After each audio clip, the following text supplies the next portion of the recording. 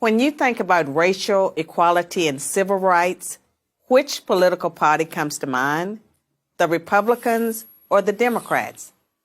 Most people would probably say the Democrats, but this answer is incorrect.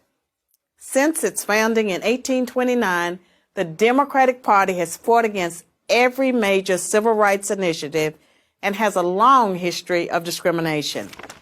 The Democratic Party defended slavery, started the Civil War, opposed Reconstruction, founded the Ku Klux Klan, imposed segregation, perpetrated lynchings, and fought against the Civil Rights Acts of the 1950s and 1960s. In contrast, the Republican Party was founded in 1854 as an anti-slavery party. Its mission was to stop the spread of slavery into the new Western territories with the aim of abolishing it entirely. This effort, however, was dealt a major blow by the Supreme Court in the 1857 case Dred Scott versus Sandford. The court ruled that slaves aren't citizens, they're property. The 7 justices who voted in favor of slavery, all Democrats. The 2 justices who dissented, both Republicans.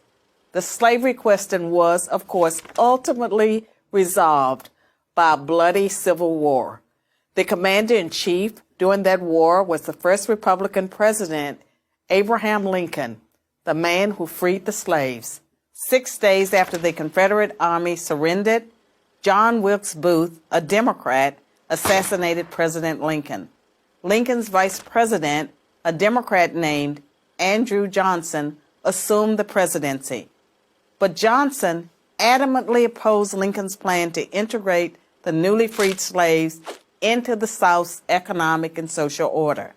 Johnson and the Democratic Party were unified in their opposition to the 13th Amendment, which abolished slavery, the 14th Amendment, which gave blacks citizenship, and the 15th Amendment, which gave blacks the vote.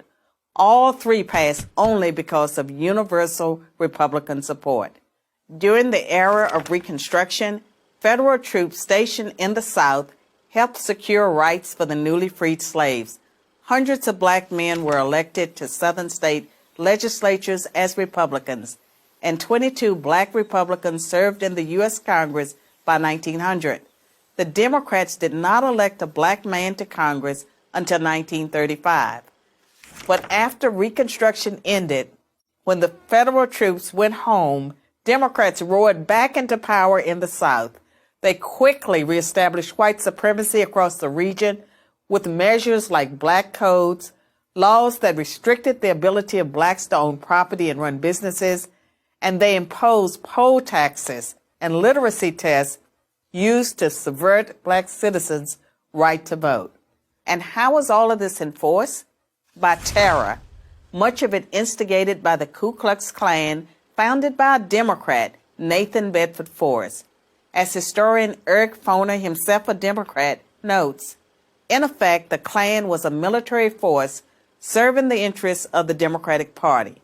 President Woodrow Wilson, a Democrat, shared many views with the Klan. He resegregated many federal agencies and even screened the first movie ever played at the White House, the racist film, The Birth of a Nation, originally entitled The Klansman. A few decades later, the only serious congressional opposition to the landmark Civil Rights Act of 1964 came from Democrats.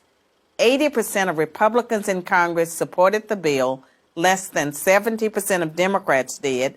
Democratic senators filibustered the bill for 75 days until Republicans mustered the few extra votes needed to break the logjam. And when all of their efforts to enslave blacks, keep them enslaved, and then keep them from voting had failed, the Democrats came up with a new strategy.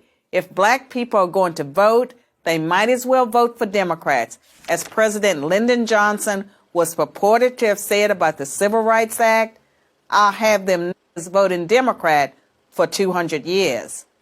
So now, the Democratic Party prospers on the votes of the very people it has spent much of its history oppressing. Democrats falsely claim that the Republican Party is the villain when in reality it's the failed policies of the Democratic Party that have kept blacks down. Massive government welfare has decimated the black family. Opposition to school choice has kept them trapped in failing schools. Politically correct policing has left black neighborhoods defenseless against violent crime. So when you think about racial equality and civil rights, which political party should come to mind?